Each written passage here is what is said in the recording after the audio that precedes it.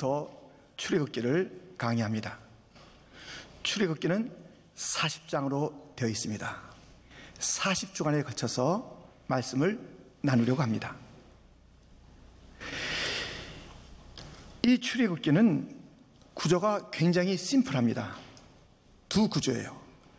1장부터 19장까지는 이스라엘 백성들이 애굽에서 구원받아 시내산에 이르는 장면을 기록해 놓았습니다. 그리고 20장부터 40장 마지막까지는 구원받은 백성들이 살아가는 방식으로 율법과 성막을 주시는 것입니다. 엑소더스, 떠남, 새로운 일들이 일어납니다. 구원의 일입니다. 19장까지 그것을 묘사해 놓고 20장부터는 그럼 구원받은 백성은 어떻게 살지? 율법을 주십니다. 그리고 예배하는 자리인 성막을 주시는 그것이 바로 전체 이 출애굽기의 내용이 되겠습니다. 여기에는 많은 사건들이 있습니다. 얼마나 흥미진진한 사건들인지, 특별히 그 모든 사건들이 예수님을 예표하면서 진행되고 있다는 사실입니다. 오늘 우리 찬양대 찬양하고 관현악이 연주한 그대로 그 역설 같은 그 제목이 오늘 제목입니다. 학대를 받을수록 더욱 번성. 학대 받으면 망해야 되는데, 없어져야 되는데 더 부흥하고 번성하고 잘 된다라는 이야기가 오늘 본문에 있는 것입니다. 1장 12절 상반절에 보면 그러나 학대를 받을수록 더욱 번성하여 퍼져 나가니. 이 학대가 있기 전엔 환호와 영접이 있었죠. 왜냐하면 애굽의 총리가 누구예요? 요셉. 이 요셉이 아버지 그리고 그 형제들을 가족 이민 초청한 것이에요. 그때 바로왕과 그의 신하들과 그 나라가 그들을 환영했고 가장 좋은 땅 중에 좋은 땅인 고센 땅에 그들을 머물게 했습니다. 70여 명의 식솔들을 데리고 왔을 때는 환호받았는데, 근데 그 시대가 지나고 난 다음에 요셉을 알지 못하는 애굽의 새 왕이 들어서서 이스라엘 백성들을 환대해 주는 것이 아니라 박해해 주기 시작하는데, 그 박해 속에서, 그 학대 속에서 이스라엘 백성은 번성했다는 것입니다. 도대체 어떠한 학대가 있었으며 어떻게 번성했는지 우리가 오늘 살펴보면서, 그리스도인들에게는 삶의 현장에서 어려운 일이 있습니다. 고통이 있습니다. 거기서 망하는 것이 아니라 다시 일어서는 것이고, 승리하는 것이고, 잘 되는 것이고, 부흥하는 것이고, 할렐루야. 이러한 축복이 모두의 축복이 되기를, 모두의 간증이 되기를 주님의 이름으로 축원드립니다. 첫 번째 살펴볼 것은 어떤 학대를 받았는가라는 것입니다.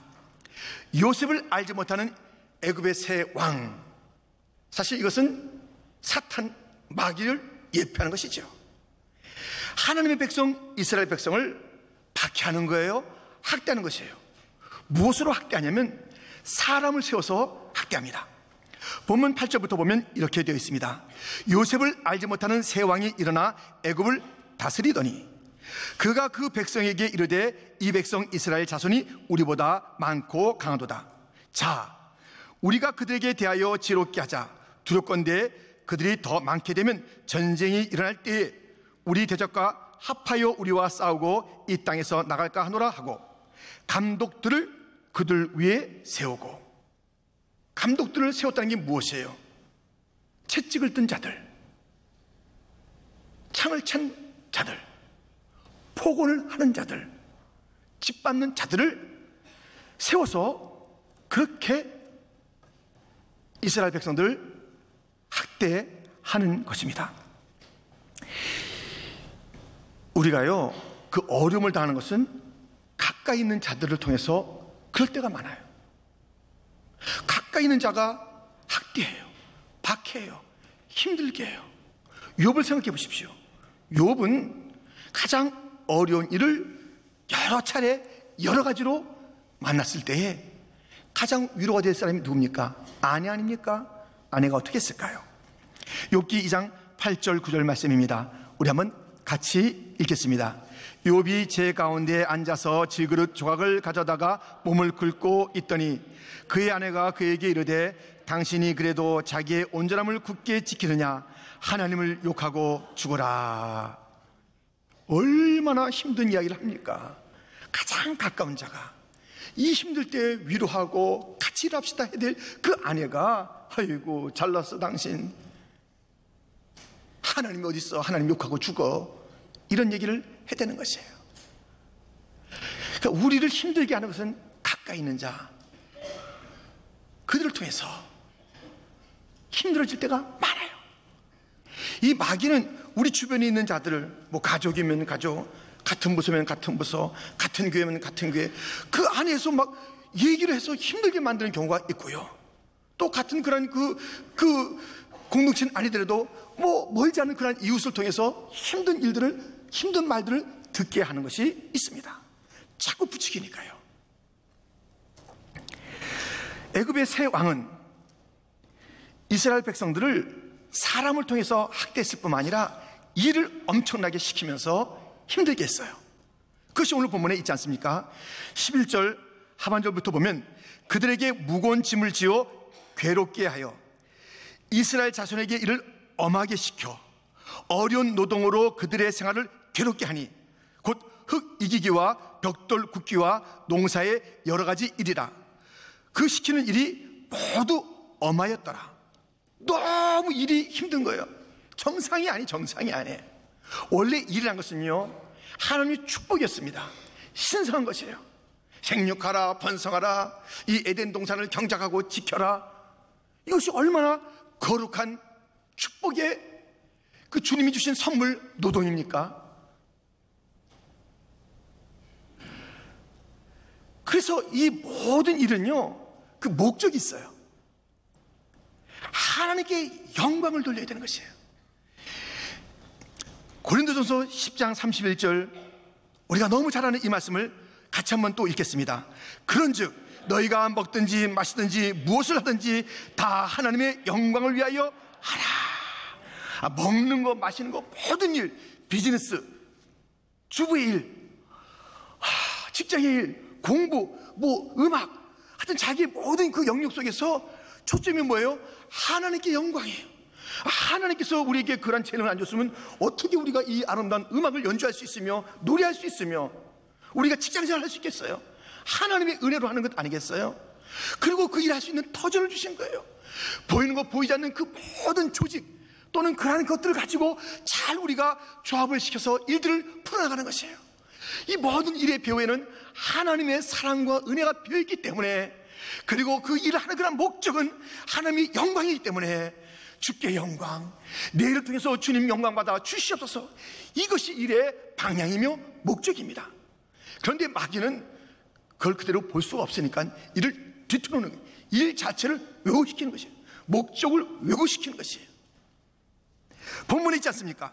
11절 하반절, 그들에게 바로를 위하여 국고성 비돔과 람셋을 건축하게 하니라. 하나님의 영광을 위해서 일을 해야 되는데 바로를 위해서 일하게 만드는 것이에요. 비돔과 람셋, 그 나라의 국고를 짓는 것이에요.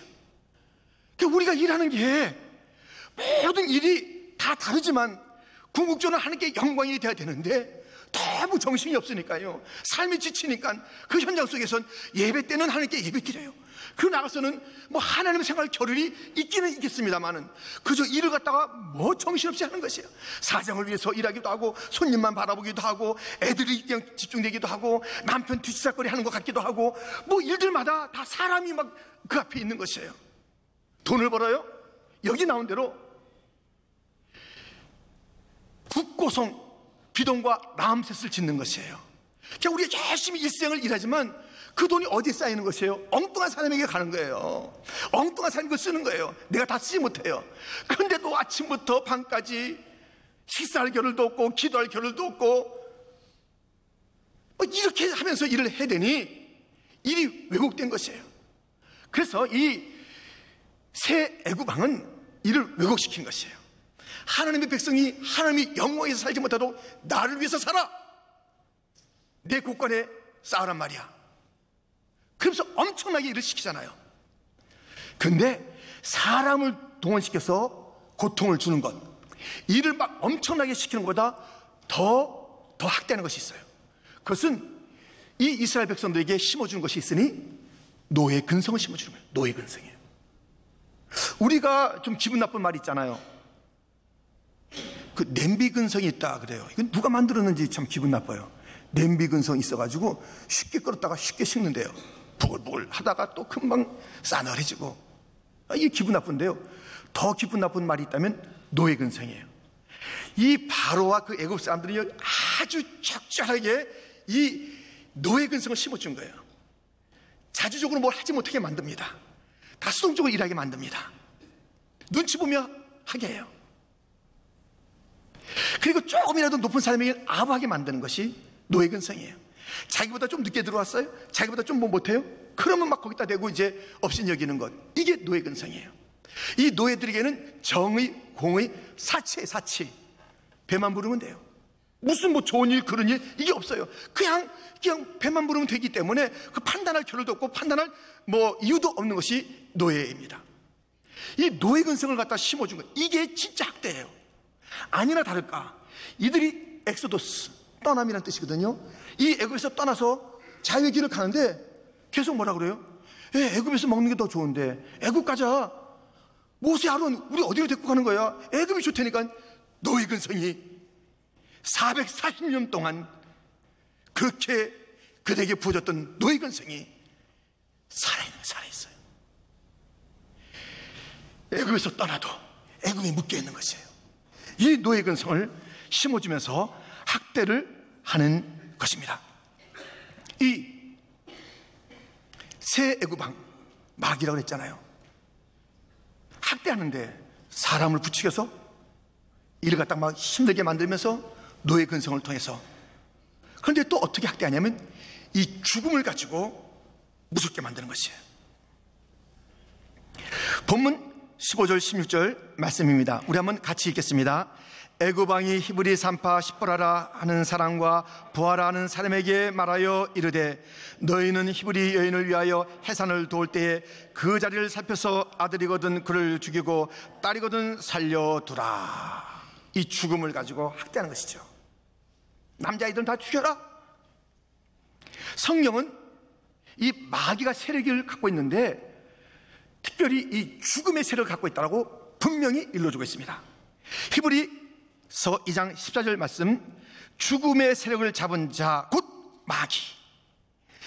이 마귀는요, 이 죽음의 공포, 실질적으로 이 죽음을 가지고 다가와서 또는 여러 가지 일들을 힘들게 만들면서 그 노동의 축복성과 그 거룩성을 다 막 상실해버리고 그냥 일에 막 찌들려 살게 만들고 거기에 막 노예 근성을 심어주면서 막 사람까지 이 사람 저 사람 동원해서 막 아픈 가슴을 더 찌르게 만들고 이렇게 해서 학대하고 짓밟고 있는 것입니다. 그런데 놀라운 것은 이런 학대가 있으면 사람이 더 위축되고 안 돼야 되잖아요. 이 번성한다니까요. 이 도대체 이게 무슨 일이에요? 무슨 일이냐고요. 그래서 우리가 두 번째로 살펴볼 것이 어떻게 더욱 번성하게 되었는가라는 것을 살펴보겠습니다. 이스라엘 백성들이 번성하는 모습이 이제 오늘 본문에 여러 구절에 여러 단어로 나오는 것을 보게 됩니다. 우리가 보았지만 다시 한번 확인하겠습니다. 6절과 7절은 이렇게 되어 있습니다. 요셉과 그의 모든 형제와 그 시대의 사람은 다 죽었고 이스라엘 자손은 생육하고 불어나 번성하고 매우 강하여 온 땅에 가득하게 되었더라. 이 멋진 후견일이 있던 요셉과 그리고 이 바로와 맞설 수 있었던 야곱 그리고 그 당대의 그 아들들이 다 죽어요. 여러분들, 그 세대는 지나가는 거예요. 우리 앞선 세대가 다 지나갔듯이 우리 세대도 이제 잠깐 있다가 지나가는 거예요. 그런데 그 멋진 후견인과 그 나름대로 힘이 있었던 그런 족장들이 다 쓰러지고 난 다음에 그 다음에 약한 자들만 남았어요. 뭐 이름을 내세울 수 있을 만한 자가 누군가 할 정도로 이름 없는 그런 자들이 남아있는 거기에 생육, 불어남, 번성함, 매우 강함, 온 땅에 막 가득하게 된 이런 용어로 그 이스라엘 백성들에 대한 상황을 묘사해 주고 있습니다. 12절 상반절입니다. 우리 한번 같이 읽겠습니다. 그러나 학대를 받을수록 더욱 번성하여 퍼져 나가니. 이게 계속 뭐 위축되는 게 아니에요. 더 어려울수록 더 번성해 나가는 것이에요. 또 있죠. 20절 하반절에 그 백성은 번성하고 매우 강해지니라. 어떨 때예요? 좋을 때요? 환경이 좋을 때 아니라니까요. 어려울 때, 극심하게 어려울 때 막 짓밟고 때리고 폭언하고 끌고 가고 죽이고 하는 그때에 이러한 놀라운 일이 있게 된 것입니다. 어떻게 이런 일이 있었을까요? 어떻게? 그 이스라엘 출신 요셉이 총리하고 있지 않은데 어떻게 이런 일이 있냐고요. 이들이 이렇게 그 번성할 수 있는 조건이 하나도 없는데 어떻게 번성하게 되었을까요? 그 이유는 하나님의 약속이 있었고요. 그 약속을 지키시는 하나님의 열심이 있고 신실하심이 있고 사랑과 긍휼이 있었기 때문입니다. 하나님께서는 아브라함에게도 지금 이 시대의 그 사람들보다 몇백 년 전에 아브라함, 이삭, 야곱에게 놀라운 약속들, 언약들을 하셨습니다. 혈연다신 아브라함에게 저 바다의 모래같이 저 하늘의 별같이 무수한 그런 약속들을 하신 거예요. 와, 그 약속 가운데 이러한 약속도 있었어요. 창세기 46장 2절로부터 몇 절이 있습니다. 우리 한번 같이 이 말씀을 읽겠습니다. 그 밤에 하나님이 이상 중에 이스라엘에게 나타나 이르시되 야곱아 야곱아 하시는지라. 야곱이 이르되 내가 여기 있나이다 하매 하나님이 이르시되 나는 하나님이라. 내 아버지 하나님이니 애굽으로 내려가기를 두려워하지 말라. 내가 거기서 너로 큰 민족을 이루게 하리라. 내가 너와 함께 애굽으로 내려가겠고 반드시 너를 인도하여 다시 올라올 것이며 요셉이 그의 손으로 내 눈을 감기리라 하셨더라. 아멘. 하나님의 약속이 있는 것이에요. 야곱아 야곱아 애굽으로 가는 것을 두려워하지 말아라. 내가 거기서 너로 큰 민족을 이루게 하리라. 내가 너희와 함께 애굽으로 같이 내려가. 주님께서 약속하신 거예요. 내가 거기서 왜 하필 애굽이냐고요? 가장 어려운 땅 왜 애굽이냐고요? 그때 세상적으로 가장 강한 힘을 가졌던 왜 애굽이냐고요? 거기서는 그냥 강의 신을 갖다 섬기는 거예요. 그 강이 가장 중요하거든요. 그 나일강이 흐르는 게 가장 중요해요. 하늘 쳐다보는 것보다 강을 쳐다보는 거예요. 강을. 이런 우상이 있는 그곳에서 하나님은 이스라엘 백성들을 만드시는 거예요. 이스라엘 백성은 온실 작품이 아닙니다. 하나님 그 사랑하는 자들을 온실에서 키우는 적이 없어요. 다 야생으로 광야에서 어려운 데서 내가 거기서 애굽 땅 거기서 너로 큰 민족을 이루게 하리라 말씀하고 있습니다. 여러분, 거기서가 중요한 거예요. 주님이 말씀하시는 거기가 중요한 것이에요.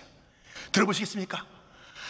아브라함에게 하나님께서 나타나셔서 그것도 정말 기다렸던 아들을 이삭을 이제 얻게 됐고 그 아들과 더불어 행복한 시간을 보내려는 그 즈음에 하나님이 나타나서 하신 말씀을 들어보세요.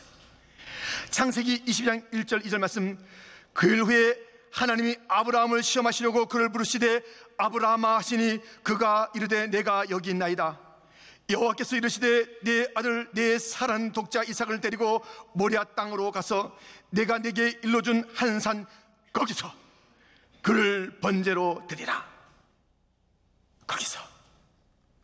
이게 중요해요. 거기서. 내 마음대로 사는 게 아니에요. 내가 있는 곳 내가 결정한다, 그게 아니에요.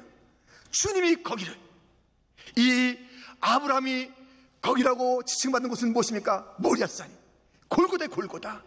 거기 갔더니 지체 없이 주의 말씀을 듣고 3일 길을 가서 그 모리아산, 주님께서 말씀하신 거기서 그 아들을 잡아서 번제물로 드려왔을 때, 아브라함아 아브라함아, 알았다. 내가 하나님을 경외한 것을 내가 알았다. 거기에 준비된 순양을 잡아서 제사를 드리게 하시고 하나님의 놀라운 축복이 쏟아진 거기서, 이 십자가, 이 땅의 십자가, 거기서 주님과 함께 죽는 자는 저 하늘 천국, 거기서 주님과 영원히 살게 됩니다. 이 땅의 거기서를 잘 귀담아 들어야 돼요. 이 땅의 거기서, 십자가 그 자리, 이해할 수 없는 십자가, 모멸과 아픔과 수치와 그 모든 고통의 죽음의 십자가 그 자리, 거기가 바로 천국 가는 자리예요. 그 자리, 거기에 있는 자가 저 거기를 가게 되는 것이에요. 한 경건한 찬송은 우리에게 이렇게 질문합니다. 답해보세요. 거기 너 있었는가? 그때에 주가 그 십자가에 달릴 때, 오, 때로 그 일로 나는 떨려 거기 너 있었는가? 그때, 거기, 아브라함이 말했던 그 자리, 우리에게 가서 하나님께서 보내신 하나님의 아들 대속해 주님과 함께 죽을 한 그 거기서, 거기가 있는 자가, 주님께서 말씀하신 애굽이라면 애굽이요, 모리아산이면 모리아산이요, 골고다면 골고다요, 거기가 이 땅에 있는 자가 영원한 저 거기를 가게 됩니다. 우리는 이 거기가 이해가 안 되는 것이에요. 아니, 여기 너무 힘들어, 이 아무것도 뭐 보이지가 않아요. 440년도 아무것도 안 보여. 하나님께서 하셨다니까요. 그 70명 가지고 200만의 민족을 만드시는 거예요. 어느 자리에 가도 흔들리지 않는 민족을 만드는 것이에요. 어떤 디아스포라에 가도 거기서도 견딜 수 있는 그런 근성을 거기서 만들어가는 거예요. 하나님께서는 이스라엘 백성들이 수천 년 동안 온 곳에서 살았잖아요. 가나안 땅 온시에서 키우지 않았어요. 거기서 키운 거예요. 거기서 내가 너로 큰 민족을, 그리고 내가 그 자리에 반드시 함께 하리라. 하나님이 이 약속이 있었기 때문에 그 애굽 땅에 어떤 핍박과 학대와 환난과 어려움과 죽음이 있어도 승리하게 된 줄 믿습니다. 하나님의 약속이 있고 하나님이 함께 하셨는데요, 어떤 학대가 하나님을 이겨요? 어떤 시련이 하나님을 무찌르냐고요? 하나님이 함께 계시는데, 이 어려울 때는 번성의 때입니다. 사도행전에도 그 말씀을 우리가 볼 수가 있는 장면이 있으니, 사도행전 8장 1절로부터 말씀입니다. 그날에 예루살렘에 있는 교회에 큰 박해가 있어 사도 외에는 다 유대와 사마리아 모든 땅으로 흩어지니라. 그 흩어지는 사람들이 두루다니며 복음의 말씀을 전하세 그 성에 큰 기쁨이 있더라. 큰 박해가 있었으나 거기야, 너희가 예루살렘에 있지 말고 유대로도 가, 사마리아로도 가, 온 땅으로 가, 거기를 말씀해 주지 않았습니까? 사도행전 1장 8절에 거기, 주의 백성들, 성령 받은 자들이 가야 될 거기를 말씀해 줬을 때 순종으로 나갔습니다. 큰 기쁨이 있네요. 큰 기쁨이. 이 놀라운 일이 있어요. 큰 박해, 그것이 큰 기쁨이에요. 큰 박해 있으면 다 소멸돼야 될 텐데 그리스도는 그게 아니에요. 더 흩어져서 그 박해를 가지고 이 풍랑이 나여 더 빨리 갑니다. 이 박해 속에서 더 날아오르면서 놀라운 일들을 이루어가는 것이에요. 지난 수요일 우리 교회 한 성도가 암 수술을 받았습니다. 수개월 전에 암 진단을 받았을 때요, 너무 온 곳에 전이 돼서 그것을 발견한 것이에요. 그러니까 수술을 못한 거예요. 수술할 수가 없다. 간간히 치료하면서 지난 수요일 날 수술하게 된 것이에요. 그런데 그걸 갖다 수술한 자가 도저히 할 수 없을 정도로 많이 전이가 됐다. 근데 우리가 그 소식을 듣고 상당히 이제 마음에 생각들을 많이 한 그런 일이 있었습니다. 물론 우리가 함께 기도했죠. 그리고 지난 수요일 날 수술하기 위해서 아주 이제 많이 이제 쨘 거예요. 위에서부터 쫙 째서 열었어요. 깜짝 놀란 거예요. 전이 된 암이 없어진 거예요. 째기는 길게 째놨는데 없어요. 아주 조그만 부분만 이제 수술하고 다시 봉합을 하게 된 것이에요. 근데 그 교우는요, 건강했을 때 세상에 미련이 많았어요. 남편은 교회 나오고 헌신봉사하는데 그분은 아니에요. 그 1년에 두세 차례 볼까 말까, 신방 가서 복음을 제시해도 그저 그냥 목사님이 말씀하시니까 하는 그 정도예요. 근데 그게 힘들며 환난이 왔어요. 온몸이 전이 된 이 암을 가지고 부르짖기 시작한 거예요. 하나님, 나 주님 앞에 돌아갑니다. 하나님, 나 주 앞에 갑니다. 어떤 주님이에요? 야, 건강할 때 오지? 아픈 거 싫어. 그러지 않아요. 어서 와라. 어서 와라.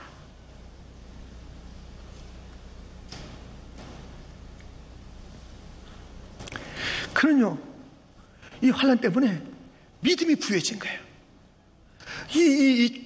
뭐 청청벼락 같은 그런 소식을 듣고 저희도 이제 뭘 어떻게 준비해야 되나 하는 정도로 이 마음이 그랬던 그런 의사들의 이야기가 있었는데, 그래도 우리는 기도의 줄을 붙잡고 기도했어요. 놀라운 역사가 나타난 거예요. 암은 사라지고 그의 믿음은 부여해지고 세상의 미련 버리고 주님 줄 붙잡고. 이게 그리스도인이에요. 어려울 때 낙심하지 마세요. 어려울 때 그만두지 마세요. 어려울 때 포기하지 마세요. 그 자리, 거기서 충성해야 돼요. 거기서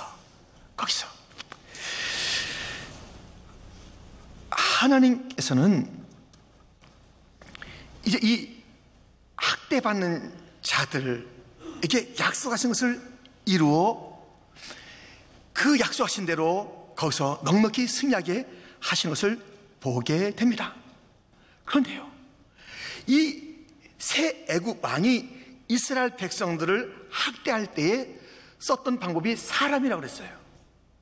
하나님도 보이지 않는 그 하나님이 영으로 함께 계시면서 그 모든 일들을 이루어가시고 보호해 주시고 약속대로 건져주시고 번성케도 하시는데, 그 번성하게 하는 도구, 하나님의 그 일하심에 실제로 보여지는 그 사람들도 쓰시는 거예요. 그러니까 우리 주변에는 원수만 있는 게 아닙니다. 이스라엘 백성들에게 원수만 있는 것이 아닙니다. 이스라엘 백성들이 번성케 하는 하나님의 신실한 약속, 영으로 함께 하시는 그 하나님이 함께 하셨지만 또 동원시킨 사람들이 있으니 그 이름은 산파였습니다. 본문 17절부터 보면 이렇게 되어 있습니다. 그러나 산파들이 하나님을 두려워하여 애굽 왕의 명령을 어기고 남자 아기들을 살린지라. 애굽 왕이 산파를 불러 그들에게 이르되 너희가 어찌하여 이같이 남자 아기들을 살렸느냐. 산파가 바로에게 대답하되 히브리 여인은 애굽 여인과 같지 아니하고 건장하여 산파가 그들에게 이르기 전에 해산하였더이다 하매, 하나님이 그 산파들에게 은혜를 베푸시니 그 백성은 번성하고 매우 강해지니라. 21절 같이 읽겠습니다. 그 산파들은 하나님을 경외하였으므로 하나님이 그들의 집안을 흥황하게 하신지라. 아멘. 여러분들, 우리 주변에는 이 원수 같은 사람만 있냐? 왜? 내게는 제대로 된 사람이 하나도 없어. 잘 찾아보세요. 하나님을 경외하는 자가 나를 도와주고 있습니다. 나를 위로하고 있습니다. 나에게 도움의 손길을 내밀고 있습니다. 지혜롭게 처신한 그 누군가 있어요. 사람을 두려워하잖아요. 이 산파들에게 왕이 직접 얘기했다니까요. 야! 못 들어가는 거예요 지금. 여러분이 그런 게 아닙니다. 이 성경에서 뭐 하는 거예요 지금? 내 남자애들 살려? 왕이 직접 얘기했다니까요. 두려워하잖아요. 이들은 세상 나라와 하나님의 나라를 구별할 줄 알아요. 누가 더 높은지 알아요. 누가 진짜 왕인지 알아요. 무엇이 진짜 지혜인지 아는 자들이, 어떤 것을 취해야 될지 아는 자들이에요.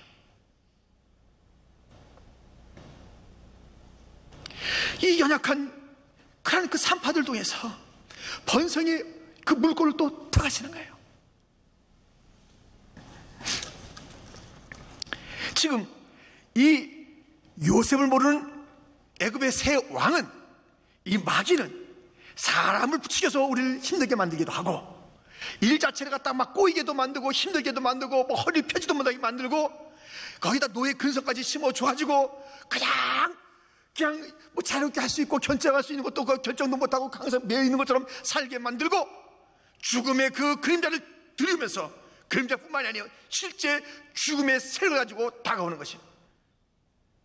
우리 하나님께서는 이런 죽음의 학대, 이런 모든 그런 그 처절한 학대 속에서 이스라엘 백성들을 보존해 주시고 일으키시고 부흥케 하시고 번성케 하시는데, 이 죽음의 문제 가지고 왔을 때 이 죽음의 문제를 해결해 주시고 새로운 생명을 갖게 하시고 풍성한 그 생명의 열매를 누리게 하시는 하나님, 누구를 통해서요?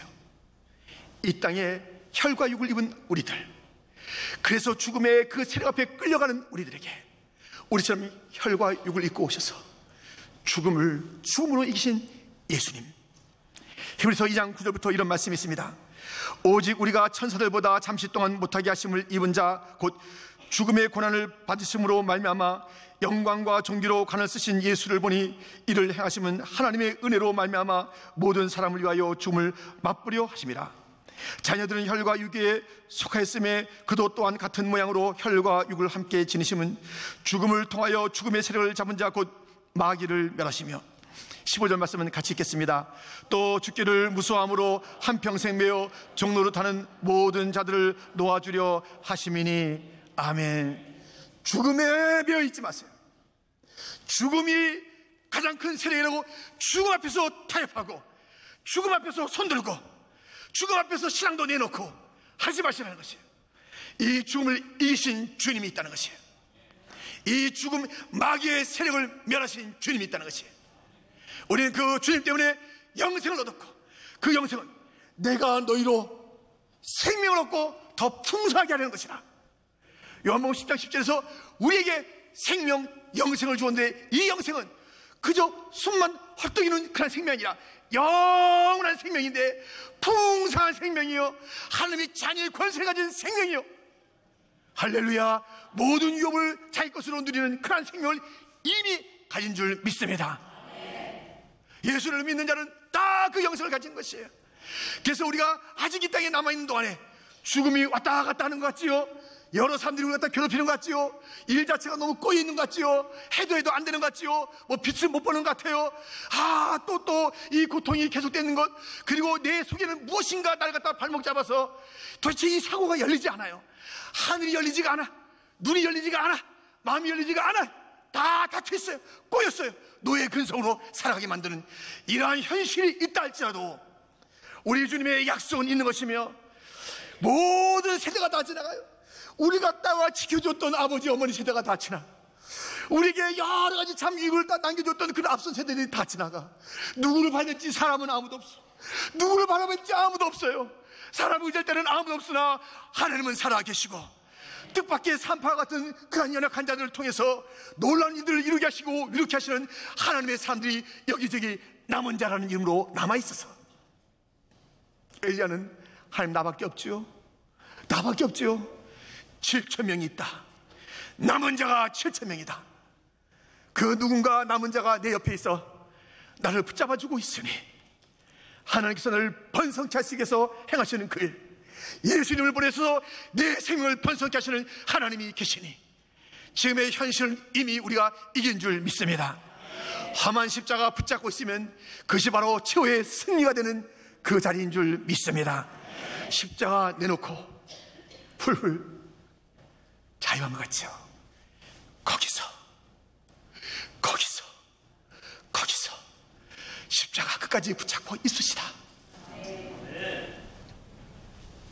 지나가는 거예요. 그렇게 오래지 않아요. 힘든 것 오래지 않습니다. 지나갈 것입니다. 우리의 고난은 잠시지만 우리가 받을 영광은 영원합니다.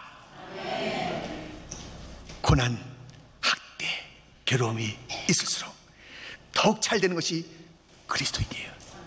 약할 때 강함 대신에 나의 보배가 되신 주. 할렐루야. 쓰러진 나를 일으키시는 주님이 계시잖아요. 힘들다고 쓰러지고 넘어지고 사라지고 포기하는 건 우리 안에 기독교 아니에요. 그건 그리스도인 아니에요. 우리 안에 계신 예수님 그러지 않아요. 예수님 죽음을 이신 분이에요. 할렐루야. 이 예수님 의지해서 이 현실을 넉넉히 이기고 찬송하고 주님을 송축하고 먹든지 마시든지 그 일마다 하나님의 영광을 위해서 일할 것이지, 바로에게 충성하는 자들이 없기를. 눈에 보이는 사장은 있고 눈에 보이는 거래처는 있고 눈에 보이는 여러 사람은 있으나 이 모든 것을 뛰어넘는 하나님의 영광인 것을 잊지 마시고, 우리가 이 땅에 이 세상 사람들의 비동과 라암색 같은 국고성을 쌓아두는 그런 어리석은 일을 하지 말고 하늘의 보물을 쌓는 지혜로운 자가 다 되시기를 주님의 이름으로 축원드립니다. 축원드립니다.